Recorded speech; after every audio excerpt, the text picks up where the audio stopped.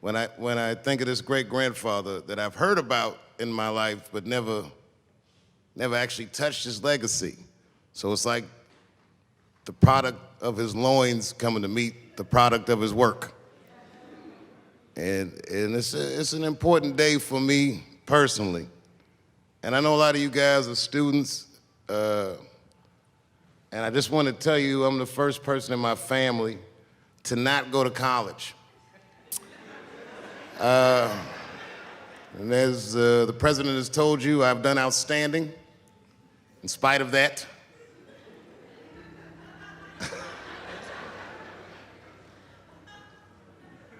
But one thing I did want to say, and one thing today just made me think about, for all the things that I've done, I'm most renowned for what I didn't do. I've made decisions in my career that a lot of people have called insane. 2004, had a $50 million deal on the table, and in a crisis of conscience, flipped the table over and walked away. Went to South Africa. Everyone said I was running away from the money. That is not true. In fact, I still want that money.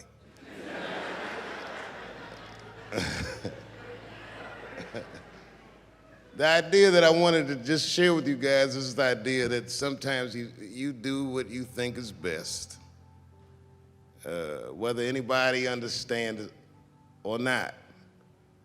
I heard a story about my father where someone told me he used to do statistics for a company in D.C.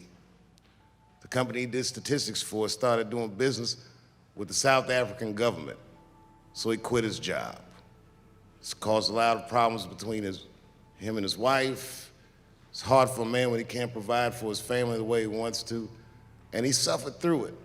And a generation later, when I had my crisis of conscience, I was able to go to a free South Africa and get away from the heat. This idea that what you do in your lifetime informs the generations that comes after you is something like keep thinking about, something that is so much bigger than just ourselves. And today I'm standing in front of you guys, and I know you guys are like, oh, I know you're bored. But I see family of mine in the front row that some who I've never met, and I just realize how all of us are connected.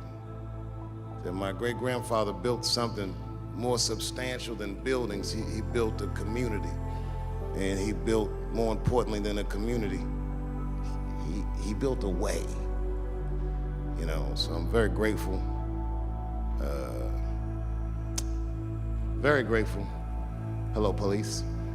I just saw him saying, you know what I mean? He's standing over like, so this is what black people talk about.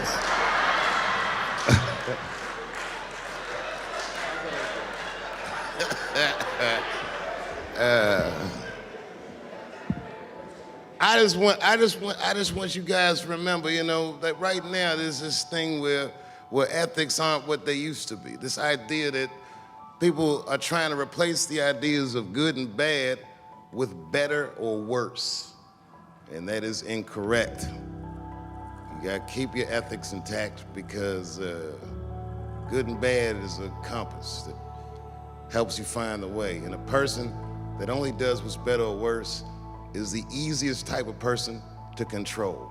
They are a mouse in a maze that just finds the cheese. But the one who knows about good and bad will realize that he's in a maze.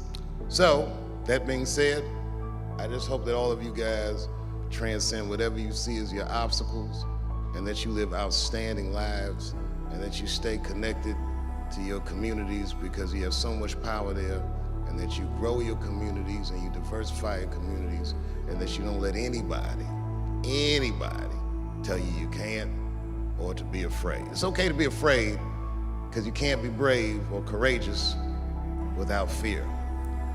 The idea of being courageous is that even though you're scared, you just do the right thing anyway.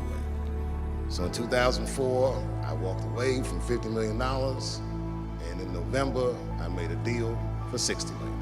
So,